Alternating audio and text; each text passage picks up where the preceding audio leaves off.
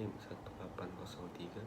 180301168 dari IT 3 2018. Di video ini saya akan menjawab pertanyaan dari dosen saya di tugas pasca panen. Yang pertama yaitu bagaimana perkembangan ekspor dan sumbangan devisa produk kakao saat ini. Dan yang kedua adalah jelaskan apakah saat sekarang biji coklat atau biji kakao di Indonesia masih jarang difermentasi dengan alasan bukti dan contoh pustaka. Pertanyaan pertama, bagaimana perkembangan ekspor dan sumbangan devisa produk kakao saat ini? Kakao merupakan salah satu komoditas utama yang menjadi unggulan dan sektor perkebunan untuk dipasarkan dalam perdagangan internasional. Berdasarkan data Direktorat Jenderal Perkebunan Produksi Kakao Indonesia menunjukkan bahwa pada tahun 1995, produksi kakao Indonesia mencapai 304.466 ton. Jumlah produksi kakao mengalami peningkatan yang cukup baik, sehingga pada tahun 2015, produksi kakao Indonesia mencapai 593.331 ton. Produksi kakao Indonesia selama kurun waktu 1995 sampai 2015 sempat mengalami jumlah produksi kakao terbesar yang terjadi pada tahun 2010, yaitu sebesar 837.918 ton.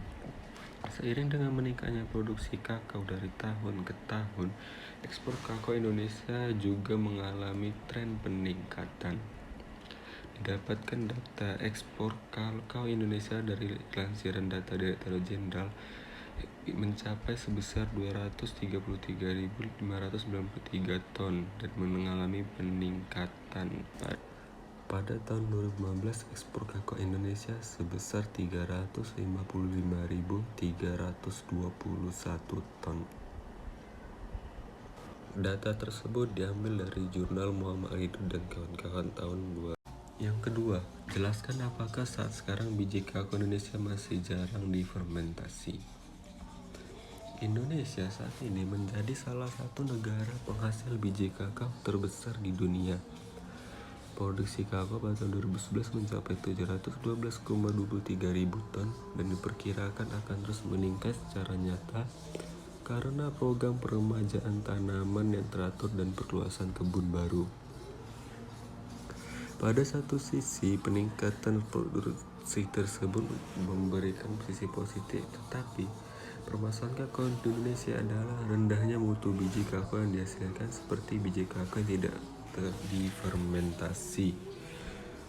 Pada tingkat nasional, produksi kakao fermentasi hanya sekitar 15% dari total produksi. Padahal proses fermentasi merupakan salah satu faktor kunci dari pengembangan kakao.